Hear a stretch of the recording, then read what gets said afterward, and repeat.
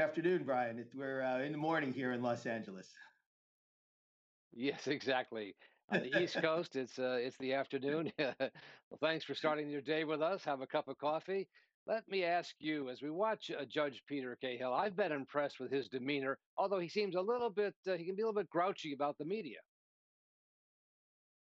Well, I mean, being a trial lawyer, you're used to judges getting a little impatient at times. There's a lot of pressure coming from different angles. So overall, I give Judge Cahill an A for his demeanor. Yes, he got a little upset when they thought that they had their first jurors and they had to lose two because of this settlement. But I think he was giving a warning across the bow to everyone out in the media, everyone out in the city of Minneapolis, and the attorneys for the George Floyd family to take some precautions here, not to have what's going on outside infect the jury pool inside. So a little grouchy, yes, but maybe not at all.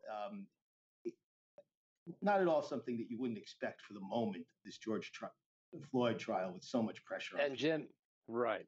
Absolutely. And Jim, as everyone knows who's been following us, they now have a panel of 15 jurors. There's one who's sort of an insurance juror. They're going to poll the jurors apparently Monday morning when they begin the proceedings to see if anybody has been influenced by outside events, by the media, has changed their minds, has revealed something they should have talked to somebody. And then that 15th juror is going to be thrown off the panel. They'll be left with 14. There'll be two alternates and then the full panel of 12 jurors. Jim, do you think having the two alternates is going to be enough? Although the judge said earlier there really isn't room for more than 14, the way they've got the jurors' chairs separated there.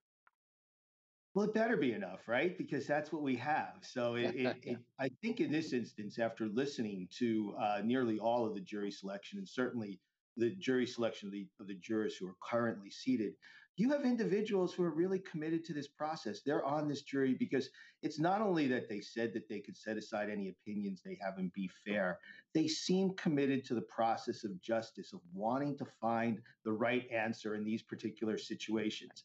And so in that instance, you're not going to necessarily lose jurors to fatigue or anything like that. We just have to hope everybody stays healthy. And if that happens, hopefully the 12 that are the core 12 jurors, and I think that should be the first 12 that are picked, will be the people who are deciding this case. In other words, the last two will know that they are alternates. I don't think that they'll know. I think Judge Cahill's playing a little cagey on that. You don't want the alternates to know that they're alternates, right? Because you don't want them not to pay as much attention as the first 12.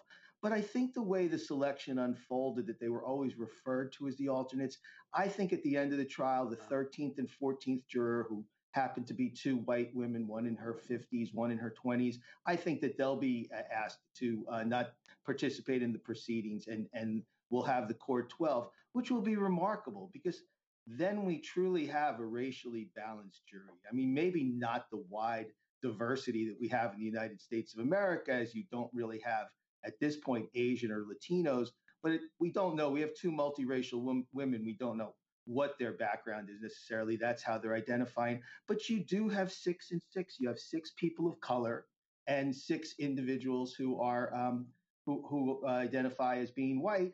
And in that instance, you have, say, a much better balanced jury than we had here in Los Angeles in the early 90s when you had Simi Valley, a police officer bedroom Right. community in which you had an all white jury that exonerated the officers who beat Rodney King in a similar video that galvanized the country and the city of Los Angeles because of the brutality we saw there. And then it was a not guilty verdict. Well, I think that the people of Minneapolis and the prosecutors here are doing everything they can to avoid that from happening.